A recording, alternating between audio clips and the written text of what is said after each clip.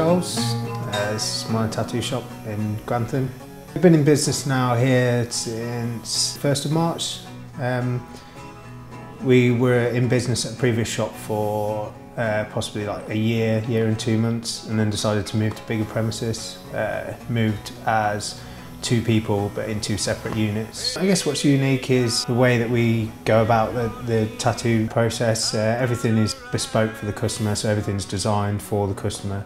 We don't really flash on the walls. Everything's like custom work to a unique style, to my style really. It's just the style that I draw at. I take inspirations from a lot of places really, not just from the tattoo world but from art as well. Like anything I see, I get inspired by anything. Old books, paintings, like collectibles, antiques. It's a weird thing really, because I'll see things and automatically think, oh yeah, that could work as a tattoo, or that aspect of that would work. So my phone and my camera and my computer are just full of just pointless, useless images, just with tiny little bits that I might want to use as a reference at some point. I usually try and go past the idea of looking at tattoos that have been done that are a similar kind of subject, whereas to look for the actual object. Say if, for example, someone wanted an hourglass done, rather than look at a tattoo of an hourglass, I would look for some pictures of hourglasses and then build up my own idea of what I think it should look like and how I think it would look best as a tattoo. I mean, not everything translates directly. You could see an amazing painting, but it wouldn't always look the same on the skin. Not everything translates that straight, so you've got to adapt things to make them work, and that's the challenge behind it, and that's what I enjoy doing, making it work as a tattoo. There's a couple of pieces recently that I've done that I'm really happy with. I did a mallard duck dressed as a rubber duck.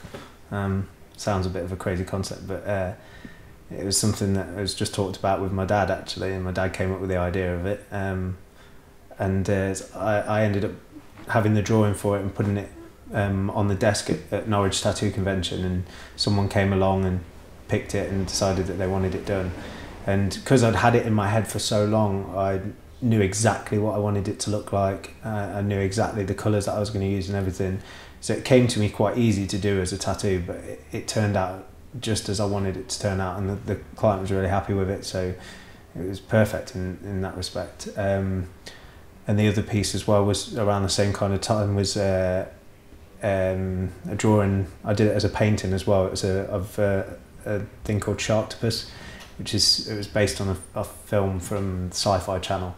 It's like half shark, half octopus. Me and a friend quite into B movies and just really cheaply made sci-fi films, and that just came as a thing that seemed like it needed to be tattooed. And again with that, I painted it before I'd done it, so I knew exactly what I wanted it to turn out like, and that turned out exactly as I wanted it to.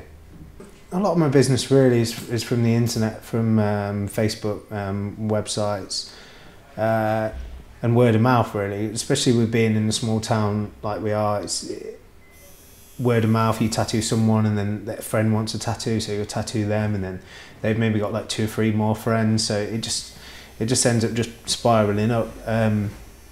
A lot of work comes off the internet from portfolio, because obviously people can see what kind of work you do and what style you're into and stuff, and if it's something that appeals to them, they'll travel to get tattooed by you, which is great.